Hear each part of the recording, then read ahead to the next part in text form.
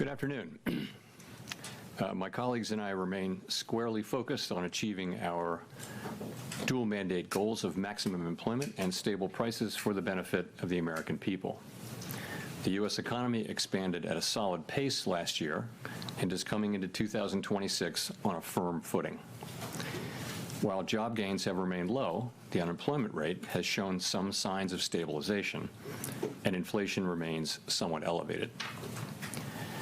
In support of our goals, today the Federal Open Market Committee decided to leave our policy rate unchanged. Having lowered our policy rate by 75 basis points over the course of our previous 3 meetings, we see the current stance of monetary policy as appropriate to promote progress toward both our maximum employment and 2% inflation goals. I will have more to say about monetary policy after briefly reviewing economic developments. Available indicators suggest that economic activity has been expanding at a solid pace. Consumer spending has been resilient, and business fixed investment has continued to expand.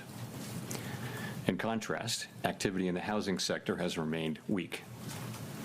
The temporary shutdown of the federal government likely weighed on economic activity last quarter, but these effects should be reversed as the reopening boosts growth this quarter. In the labor market, indicators suggest that conditions may be stabilizing after a period of gradual softening. The unemployment rate was 4.4% in December and has changed little in recent months. Job gains have remained low. Total non-farm payrolls declined at an average pace of 22,000 per month over the last 3 months. Excluding government employment, private payrolls rose at an average pace of 29,000 per month. A good part of the slowing in the pace of job growth over the past year reflects a decline in the growth of the labor force due to lower immigration and labor force participation, though labor demand has clearly softened as well. Other indicators, including openings, layoffs, hiring, and nominal wage growth, show little change in recent months. Inflation has eased significantly from its highs in mid-2022, but remains somewhat elevated relative to our 2% longer-run goal. Estimates based on the Consumer Price Index indicate that total PCE prices rose 2.9% over the 12 months ending in December, and that excluding the volatile food and energy categories, core PCE prices rose 3.0%. These elevated readings largely reflect inflation in the goods sector, which has been boosted by the effects of tariffs. In contrast, disinflation appears to be continuing in the services sector. Near-term measures of inflation expectations have declined from last year's peaks, as reflected in both market and survey-based measures. Most measures of longer-term expectations remain consistent with our 2% inflation goal. Our monetary policy actions are guided by our dual mandate to promote maximum employment and stable prices for the American people. At today's meeting, the committee decided to maintain the target range for the federal funds rate at 3.5% to 3.75%. Since last September, we have lowered our policy rate 75 basis points, or 0.75 of a percentage point, bringing it within a range of plausible estimates of neutral. This normalization of our policy stance should help stabilize the labor market while allowing inflation to resume its downward trend toward 2%, once the effects of tariff increases have passed through. We are well positioned to determine the extent and timing of additional adjustments to our policy rate based on the incoming data, the evolving outlook, and the balance of risks. Monetary policy is not on a preset course, and we will make our decisions on a meeting-by-meeting basis. To conclude, the Fed has been assigned 2 goals for monetary policy: maximum employment and stable prices. We remain committed to supporting maximum employment, bringing inflation sustainably to our 2% goal, and keeping longer-term inflation expectations well anchored. Our success in delivering on these goals matters to all Americans. We at the Fed will continue to do our jobs with objectivity, integrity, and a deep commitment to serve the American people. Thank you. I look forward to your questions. Hi, Chris Rugaber at Associated Press. Thank you. I wanted to ask that, you attended the Supreme Court hearing last week on the Lisa Cook case, and Treasury Secretary Scott Bessent criticized that as political. Can you say why you attended and what you would say in response to the Secretary's criticism? So let me start with, I don't respond to comments by other officials, whoever they may be. It's just not appropriate to do that. I will tell you why I attended. I would say that that case is perhaps the most important legal case in the Fed's 113-year history. And as I thought about it, I thought it might be hard to explain why I didn't attend. In addition, Paul Volcker went to a Supreme Court case famously in, I guess, 1985 or so. So it's precedented, and I thought it was an appropriate thing, and I did it. Great. And then just quickly follow on the job market. You mentioned last month that the household survey might be distorted, and you also mentioned the potential for overcounting jobs, which would suggest that we're still in a negative hiring pace. So do you see the drop in the unemployment rate as solid? And what's the basis for saying that things have stabilized? Thank you. So, yeah, really two questions. One is, so we're getting through the distortions in the data from the shutdown. However big they were in November, they're smaller in December. So we're getting to a place where they're no longer material. They're still there, but it's a tweak here and there. The reason why we changed the statement, let me pull it out, was simply, it used to say that judges that downside risks to employment rose in recent months. So we saw, data coming in which suggests some signs of stabilization. I wouldn't go too far with that, but some signs of stabilization. There are also some signs of continued cooling. And so we thought that was no longer an accurate description of the data. In addition, the outlook for economic activity has clearly improved since the last meeting, and that should matter for labor demand and for employment over time. So for those two reasons, we thought we would take that language out of the statement.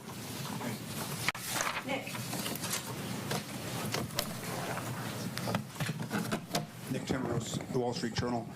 Chair Powell, you've generally avoided engaging with political controversies directly, and the video statement on January 11th was a departure. What made this different, and are you concerned it could draw the institution further into political debates? So today I'm simply going to refer you to the statement that I made on January 11. I'm not going to expand on it or repeat it. So I'm just not going to. This is really about the press conference and the economy and what we did today, and some ancillary areas, but I'm not going to be getting into that. Can you say whether the Fed has responded to the subpoenas? I have nothing for you on that today. Mike. Michael McKee from Bloomberg Radio TV. Have you made a decision on whether you would remain as a governor of the Federal Reserve? And if so, would you tell us what it is? And if not, when might we anticipate a decision? No, and I really, once again, have nothing for you on that today. That either. Why would you want to leave it all under the circumstances? Again, I don't want to get into this. Not something I'm. There's a time and place for these questions, but not something I'm going to be getting into today. Thank you. Thank you. Claire Jones, Financial Times. Thanks a lot for taking my questions. In another one that might, lead to a similar answer. We've seen quite big movements in the dollar over recent days. What do you think is driving the U.S. currency lower? And have you been at all concerned just by the extent of the volatility we've seen this week? Thank you. So, Claire, as you probably know, we don't comment on the dollar. Really, the administration, especially the Treasury Department, has the job of oversight over the currency and exchange rates and all that. We don't comment on that. It's not our role. So, I have nothing for you. But, I mean, what's your view on the market movements? I mean, what do you think behind them? Is it asset managers diversifying? Is it? Yeah, I just don't, we don't talk about the dollar. We don't talk about what moves it around. It's just not appropriate for us to do so. Really, the Treasury Department has that. It's their role, their bailiwick, and we stay off it. We do monetary policy and some other things, but we don't comment on the dollar. Sorry. Neil. Hi, Chair Powell. Neil Irwin with Axios. Obviously, no SEP in this meeting, but in light of the slight firming up of the language around growth in the labor market in the statement, should we assume that the timeline for any further rate cuts is pushed back compared to what people might have thought in December? Well, first of all, if you look at the incoming data since the last meeting, clear improvement in the outlook for growth. The data have come in, and sentiment, the Beige Book, everything comes in suggesting that this year starts off on a solid footing for growth. Inflation performed about as expected, and as I mentioned, some of the labor market data came in suggesting, we're evidence of stabilization. So it's overall a stronger forecast, really, if that's your question. I'm not sure I answered your question.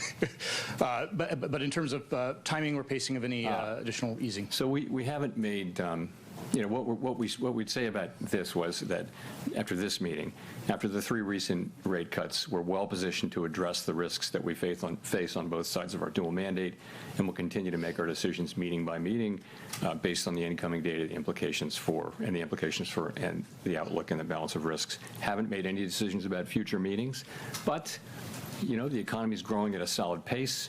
The unemployment rate has been broadly stable, and inflation remains somewhat elevated. So we'll be looking to our goal variables and letting the data light the way for us. Steve.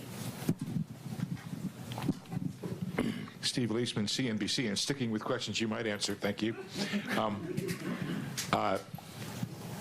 You had previously, I believe, described the current policy rate being at the higher end of neutral. And if you look at the longer run, the SEP and the longer run rates, 16 of 19 officials are actually below there on their long run. Is the Fed still in a process of bringing it down towards a middle range of neutral? And what would it take to get there? So the count I did was that 4 of the 19 were at or above that. Maybe I missed by 1, but I thought it was 4. And if you look at the dealer survey, it was 10 out of 58 where we're at or above. So you're right. It's the higher end of the range. What we say is it's within the range of plausible estimates. This is the higher end of that range, but so for some people they think it's neutral. I think, and many of my colleagues think, it's hard to look at the incoming data and say that policy's significantly restrictive at this time. It may be sort of loosely neutral, or it may be somewhat restrictive. It's in the eye of the beholder, and of course no one knows with any precision. If you had a follow-up. I get what you're saying, but some officials have described the Fed being in a mode of bringing it down eventually over time. Are you still in that mode, or is this a place to hang out? Yeah, no, I would say if you look at the SEP from December, most people had additional normalization. But at the same time, we've done a lot of the process of normalizing. A good piece of it is done with 75 basis points, and before that, 100. It's 175 basis points we've cut since we began cutting in September of 2024. So you've moved now to, Fed funds is running just a little below 3.65%. So you've moved a good way, and we think we're well positioned here to watch how the economy performs, look at the data. We're not making decisions about future meetings, but we do think we're well positioned after those 3 cuts to let the data speak to us. Amira. Thank you, Chair Powell. Mara Mokway from Bloomberg News. To what extent did the committee discuss the possibility of cutting at this meeting or in March? And how are you all thinking about the conditions that would merit another rate cut? Is there broad agreement on the committee about what it would take? So there was broad support on the committee for holding today. Broad, I would say, including among non-voters. So that's where that was. Of course, some people did want to cut and dissented, but committee pretty broadly for holding today.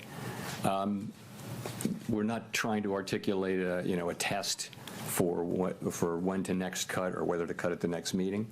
What we're saying is we're well positioned as we make decisions meeting by meeting, looking at the incoming data, evolving outlook and all that.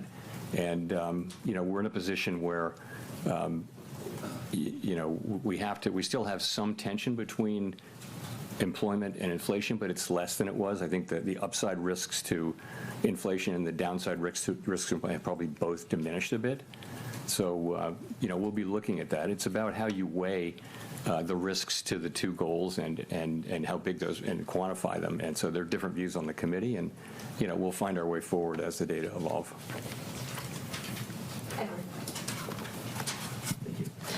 Thank you, Mr. Chairman. Edward Lawrence from Fox Business. Has the effects of tariffs already moved through the economy on prices? A lot of it has. So basically, there are many different estimates, and they're all highly uncertain. But most of the overrun in goods prices is from tariffs. And that's actually good news, because if it weren't from tariffs, it might mean it's from demand, and that's a harder problem to solve. We do think tariffs are likely to move through and be a one-time price increase. So most of the overshoot, if you were to take that out, inflation, core PCE inflation is running just a bit above 2%, x the effects of tariffs on goods. And the other good news is, if you look away from goods and look at services, you do see ongoing disinflation in all the categories of services. So that's a healthy development. So that's what's going on. The expectation is that we will see the effects of tariffs flowing through goods prices, peaking, and then starting to come down, assuming there are no new major tariff increases that are begun. And that's what we expect to see over the course of this year. If we see that, if we see that, that would be something that tells us that we can loosen policy. Also, if we see something that suggests that the labor market is not stabilizing, that in fact the downside risks reemerge, or the data just get worse, we'd have to look at both of those. We have a two-sided mandate. If I could, if President Trump does pick a new Fed chairman before May, what does that look like? How would you work with that person, and what does that transition period look like? I don't have anything for you on that. That will depend on Congress's actions and things I can't speculate on. Howard Schneider with Reuters. Thank you for taking our questions. Given the changes in the statement and all you've said so far, is it fair to describe risks to both sides of the Band-Aid as roughly balanced right now? And is the next move necessarily down? I'd say that the upside risks to inflation and the downside risks to employment have diminished, but they still exist. So there's still some tension between the mandates. Are they fully in balance? Hard to say. And we think our policy's in a good place. I've just discussed reasons why we might change our policy, and we'll just have to see how the data lead us. I'm wondering, a minute ago you said you felt expectations were consistent with your mandate, that the 2 and the 10-year break-evens have moved quite notably in the last couple of weeks, I believe. Is there any concern on that front? I mean, I recently looked at all of the both survey and market-based short-term inflation expectations have come way down. They were in a good place at the beginning of last year. They spiked around Liberation Day, and now they've fully retraced in the last few months. So that's very comforting. And the longer-term inflation expectations have remained in places that are very consistent with 2% inflation over time. So expectations have been solid, and they reflect confidence in the return to 2% inflation. Andrew.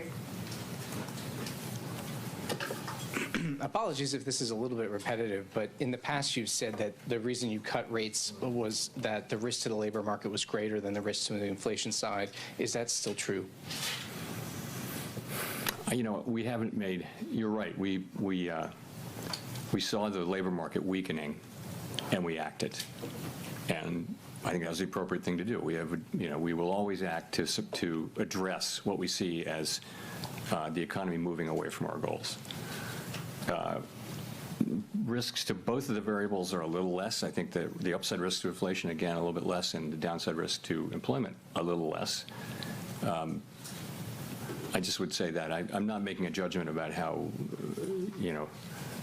one of them is more at risk than the other, just that the risks to both of them have diminished. Okay, thanks. BIS wrote a paper last summer which concluded that global investors were hedging their dollar exposures in ways that previously they hadn't because of policy uncertainty. Do you agree with BIS? We really don't see much at all about that whole story. There's just not a lot of data that suggests that there's much to that. Thanks. Anna Swanson with the New York Times. Can you talk more about what you would need to see in the labor market to conclude it's time to resume easing? Do you need to see further deterioration in the labor market, or would it be enough for inflation to soften? So we'll always be looking at both things. And so there could be combinations, infinite numbers of combinations that would cause us to want to move. Certainly, a weakening labor market would be an argument for loosening. But what's happening with inflation? If inflation were at the same time getting worse, you just have a very difficult situation there. So we'll be looking at both. Clearly, a weakening labor market calls for cutting. A stronger labor market says that the rates are in a good place. We'll have to be making similar judgments, too, on inflation, though. And if inflation does pick back up and the labor market doesn't show further signs of deterioration, is there a chance that you could raise rates rather than simply remaining on hold? What would you need to see to consider hiking? We don't take things off the table, but it isn't anybody's base case right now, anybody's base case, that the next move will be a rate hike. But, ultimately we'll do what we think is the right thing. But that's not where people's expectations are right now. Victoria. Hi, Victoria Guida with Politico. I wanted to ask, you've talked in the past about concerns about the U.S. fiscal trajectory, and we've seen in the Japanese bond market a lot of turmoil recently, in part due to concerns over their fiscal and long-term economic outlook. So do you worry that the U.S. could at some point find itself in a similar situation to Japan, whether for fiscal or demographic reasons? Over time, you've seen that U.S. rates have remained they haven't moved a lot, really for a while, but they haven't moved a lot because of what's been happening in Japan. So it's more of an over time thing.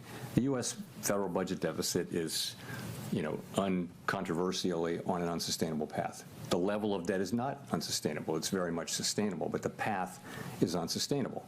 And the sooner we work on it, the better. But right now we're running a very large deficit at essentially full employment, and so the fiscal picture needs to be addressed, and it's not really being addressed. So that's important. I'm not in any way connecting it to some sort of near-term market event, but ultimately it's something we'll have to deal with, and that in the end game, that's where you wind up, is in some kind of a difficult thing. But that's not where we are. It's not where Japan is either. But it's certainly not where we are right now. Does it reduce the effect of your rate cuts that longer-term rates have overall not really budged that much? I wouldn't say that. The thing is, technically, higher longer-term rates means less accommodative financial conditions. But remember, many things move longer-term rates. It's not mostly what happens on the short end. There can be effects of longer-term rates from moving our policy around, but it's much more assessments of the fiscal path and fiscal policies and risks and things like that move the 10-year around. You can look back at and find periods where we've been very actively moving the policy rate over the course of a year, and over the course of that year, the 10-year is exactly where it started. So there's not a tight link between 10-year rates and the overnight rate. Elizabeth. Thanks so much, Elizabeth Schulze with ABC News. Republican Senator Tom Tillis, who sits on the Senate Banking Committee, said he will block any Fed nominee, including the chair, until this investigation into you is resolved. Do you support this move by the senator, and what conversations have you had with the senator? I've got nothing for you on that. More broadly, what would happen to American households if the Federal Reserve loses its ability to operate independent from politics? So really, the point of independence is not to protect policymakers or anything like that. It just is that every advanced economy democracy in the world has come around to this common practice. It's just an institutional arrangement that has served the people well, and that is to have a separation between, to not have direct elected official control over the setting of monetary policy. And the reason is that monetary policy can be used, through an election cycle to affect the economy in a way that will be politically worthwhile. So this isn't, I'm not talking about the U.S. context, this is every advanced economy democracy of any size. So it's a good practice. It's pretty much everywhere among countries that look at all like the United States. And I think if you lose that, first of all, it would be hard to restore the credibility of the institution if people lose their faith that we're making decisions, only on the basis of our assessment of what's best for everyone, for the wide public, rather than trying to benefit one group or another. If you lose that, it's going to be hard to retain it. And we haven't lost it. I don't believe we will. I certainly hope we won't. But it's very important, and the reason it's important is that it's enabled central banks generally not to be perfect, but to serve the public well. You're confident it can maintain that independence at this point? Yes. I mean, I'm strongly committed to that, and so are my colleagues. Archie. Thanks. Archie Hall from The Economist. On that sort of stabilization of the labor market question, how much do you see the weakening we saw over the past 6 months, year, as a kind of data mirage around immigration and the government shutdown and so on that's now resolved? Or how much have we seen a kind of real underlying firming up in the state of the labor market, do you think? Well, part of it is, to your point, part of it just is that labor supply, growth in labor supply has come to essentially a halt from a fairly fast clip of growth over the last couple of years, driven by immigration, and then the halt being driven by a very sudden stop in immigration. So many outcomes were possible with that. Supply came way down. It turns out that demand for labor also came down a very similar amount, maybe just a little bit more, which is why the unemployment rate has gone up. So I don't know whether that's a coincidence or not, but that's what's happened with that part. But if you look at other things, like, for example, just to pick a couple, the Conference Board's measure of job availability that came out, I don't know, was it yesterday or today? But, it shows, it's a survey showing that workers feel like job availability it's a very low reading. Just one reading, but it's an indication of softening. People, part-time for economic reasons, which is a category within the broader U6 category measure, has moved up significantly. So there are lots of, and I could go on and on, there are lots of little places that suggest that the labor market has softened. But you're right, part of payroll job softening is that both the supply and demand for labor has come down. Growth in those two have come down. So that makes it a difficult time to read the labor market. So imagine they both came down a lot to the point where there is no job growth. Is that full employment? In a sense, it is. If demand and supply are in balance, that you could say that's full employment. At the same time, do we really feel like that's a maximum employment economy? It's very challenging and quite unusual situation. Thanks. And one more on growth and the kind of strong growth outlook, your strengthening growth outlook you're now seeing. How much of that is the fiscal stimulus we're seeing from the beautiful bill, the tax cuts, and all of that? So you're seeing it already. You don't have much of the fiscal. I think the outlook, you're right. It's financial conditions, and it's fiscal policy for 26.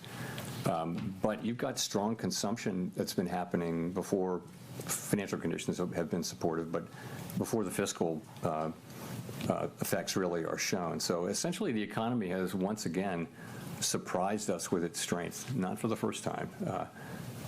Consumer spending, although it's uneven across income categories, but consumer spending overall numbers are good, and we're benefiting from the AI build out of data centers. That's another thing we're benefiting from. But economy overall, the growth is on a solid footing, it looks like, and it's not just those things. It's just the consumer is filling out, surveys that sound really negative and then spending. So there's been a disconnect for some time between downbeat surveys and, reasonably good spending data. Thanks, Chair Powell. Christine Romans from NBC News. You talked about how consumer spending is uneven. The president calls inflation defeated and solved. The FOMC says it's a somewhat elevated inflation. But you talked about those customer survey or those consumer sentiment surveys and public opinion polls that show that most families say the cost of living is still issue number one. What is the conversation around the table with your colleagues about how wealthier consumers seem to be driving so much of the economy and why so many families still feel like they just can't make ends meet after 5 years of rising prices? What is that discussion like? So a couple things. One, there's something to it in that we know that higher income households that tend to own real estate and tend to own stocks, securities, and those assets have been going up in value, and increases in wealth do support spending over time. So, and that's clearly a part of the story. We also know that for some time now, for a year or more, we've been hearing from retailers, for example, that serve lower income customers, whether it be food or the big box stores or anything. They're saying the same thing, which is our consumers are looking to economize. They're trading down from brands, and they're buying less, and it's changing their buying habits and that kind of thing. So we're seeing that, and that is a reality of what we're seeing. They're still consuming, but they're feeling it in a different way. I would say more broadly on affordability, we have a vast network through the reserve banks and also through the Board of Governors where we talk to small and large businesses and households, and so we do hear a lot about affordability, and we take that very seriously, and we take it to heart because one of our jobs is price stability, and so the best thing we can do for people who are feeling that squeeze is to keep inflation under control and, frankly, to finish the job of getting inflation back down to 2%. You mentioned the AI build-out as being a positive for economic growth this year. I wonder, as you look at the weakest year last year for job creation of a non-recession year since like 2003, are you concerned about AI maybe supplanting more entry-level work and entry-level jobs, and how does that play into what you're watching about the labor market? So everyone, of course, is watching AI and the deployment and, trying to understand exactly what's happening. And there's a wide range of possibilities. It's hard to say. And, of course, anyone who uses it is amazed at what it can accomplish, right? So every technological wave will eliminate some jobs and create other jobs. And it's always been the case. If you look back, wave after wave after wave, there will be some disruption, but ultimately technology increases productivity, which is the basis for rising wages. And it may not all happen immediately, but over time, it's what enables incomes to rise over time is rising productivity. So and we always ask, well, this is going to be different, is it going to be different? And we don't know. And we may, in any case, see in the short term jobs that are being eliminated by the capabilities of AI. We may see that. We just don't know what the overall effect is going to be. So how to think about it in macroeconomic terms, it's very hard. We can look at the aggregate data.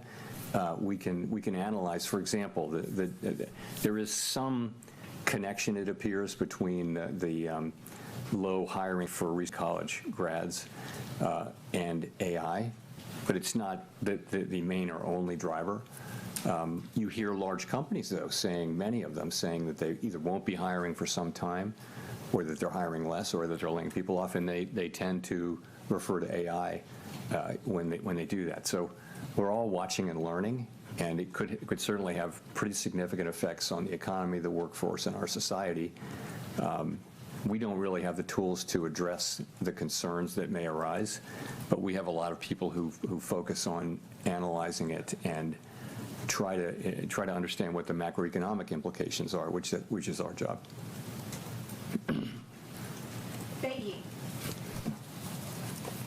Thank you, Chair Powell. Bayi from AFP News Agency. You mentioned earlier that on inflation, the broad expectation was for a one-time price increase and then for inflation to come down. And I was wondering, is your expectation still for inflation to start cooling in the second half of 2026? And if you could elaborate how far we are from target currently. Thank you. So how far we are from target is, as I mentioned in my opening remarks, we had 3.0% core PCE inflation over the 12 months ending in December, and that's pretty much what we had the year before. So on net, no progress, but the story behind that is modestly positive in that most of the overshoot was in goods prices, which we think is related to tariffs, and ultimately we think those will not result in inflation as opposed to a one-time price increase. Okay, so that's where it is. In terms of, you asked, no one thinks they will, ex ante understand really clearly precisely when this will happen, but there's an expectation that sometime in the middle quarters of the year we'll see tariff inflation topping out. So what we do is when a tariff is put in place, we track the effect of those tariffs over a 6, 7, 8, 9 month period, and you can see for that tariff how long it takes to reach a place where it's affected the price level, and that's it. So we're getting better at that, and our estimate is that it'll be sometime in the middle of the year, but I wouldn't look for great precision in that. But we'll be able to see whether things are moving in that direction. I think we'll be able to see. Richard Escobedo. Thanks, Chair Powell. I'm Richard Escobedo with CBS News. I want to look outside the U.S. about what's happening outside our shores and how it impacts the U.S. Canada's Prime Minister said last week that there's been a rupture in the global order, and I wonder how you're thinking about geopolitical risk as it relates to the U.S. economy. So I can't comment on that speech or statement or anything like that. Geopolitical risk for us is, a lot of it is around energy, oil. And so far we haven't, for all the turmoil, oil prices have come down, as you know, and so we don't really see much. Longer than that, it's trade, and the trade, our economy has pulled through pretty well, you'd have to say, given the very significant changes in trade policy. The U.S. economy has pushed right through. Partly that is that the way that what was implemented was significantly less than what was announced at the beginning. In addition, other countries didn't retaliate, and in addition, a good part of it hasn't been passed through to consumers yet. It's being taken by companies that stand between the consumer and the exporter. So that's where that is. Jennifer. Thank you, Chair Powell. Jennifer Schonberger with Yahoo Finance. With third quarter GDP growing at 4.4% and the fourth quarter expected to have a 5 handle on it as to what the Atlanta Fed is predicting, at a time when you had a government shutdown and we thought that was going to shave off some growth, you've also got the fiscal tailwinds you've talked about, big tax refunds coming, potential tariff dividend. How could you cut rates and not spur inflation in that environment? Well, we didn't cut rates today, but it depends on how fast potential output is growing, right? I'm just asking in principle. I'm not saying this is what's happening, but there's growth and there's how fast the potential is growing, and at a time of high productivity growth, potential output is rising. So it really matters whether potential output is growing as fast as actual output, and it would matter over time. The numbers you cite were for quarters, and quarterly GDP is, you need to look at 12 months because quarterly GDP can be very lumpy. GDP was negative in the first quarter last year. So the overall, over the year, the numbers were nothing like that. It was more in the mid-2s for the year. And how do you explain the divide right now between strong economic growth and the job market? Is it productivity that's filling the gap? And is productivity being driven by AI at this point? So there has been, you're right, there has been a divide of solid growth, but what looked like a weakening labor market. And that can be explained by rising productivity. But I would say we do see signs of, certainly, of the unemployment rate stabilizing. So it may be we're seeing the beginning of the resolution of those two things. Also, as you probably know, the lore is that when GDP and the labor market get into an argument, in the end, the labor market data is more reliable. GDP data is very hard to collect and understand, but nonetheless, I think we may be seeing that tension resolving a little bit. Too soon to say with any confidence, though.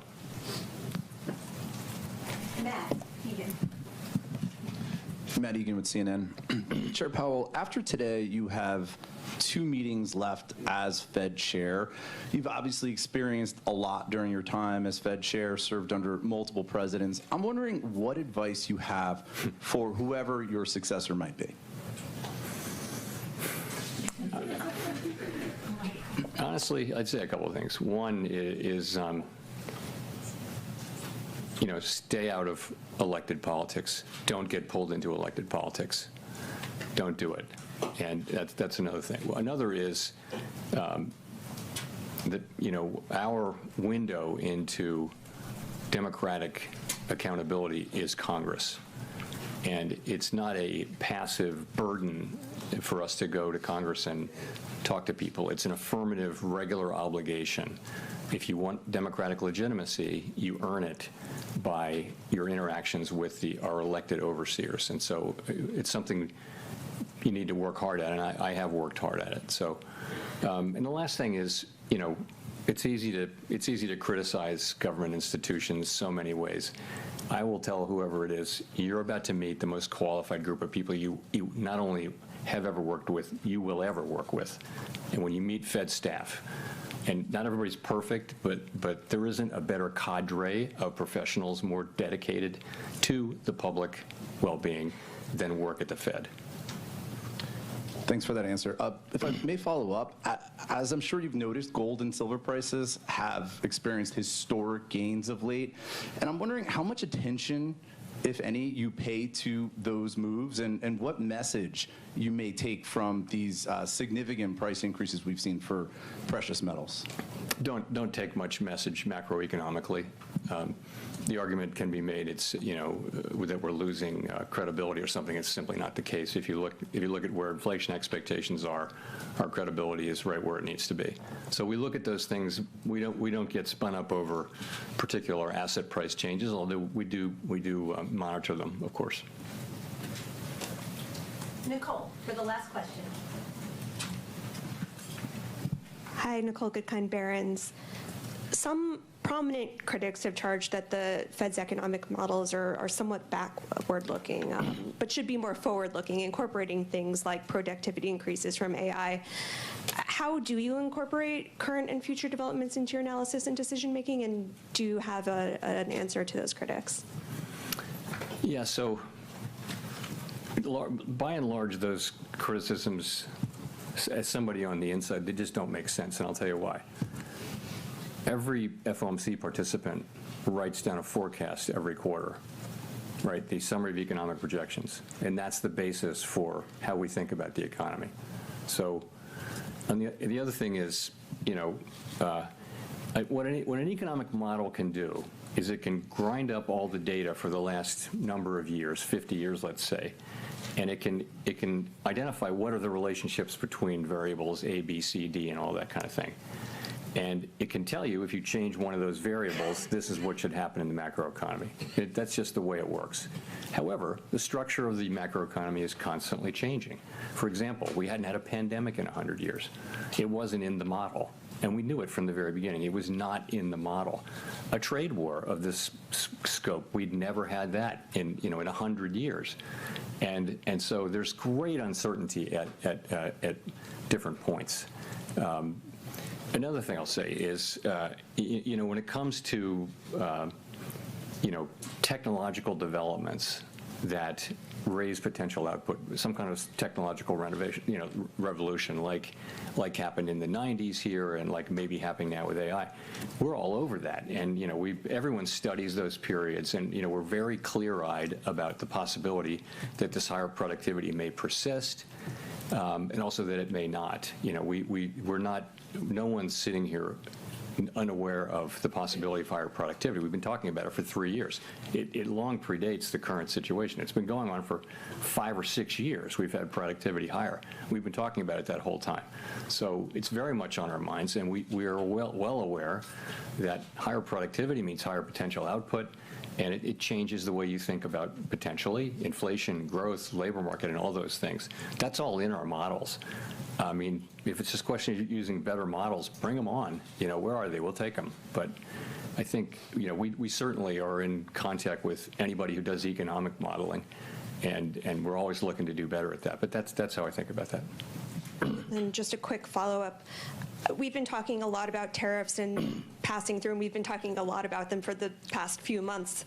The trade landscape is still in a constant state of flux. Announcements, threats, negotiations, they're all frequently changing. So I'm wondering how you actually track these, what data or channels are most critical to follow this in real time? Trade? Yeah, the impact of tariffs and how they're changing.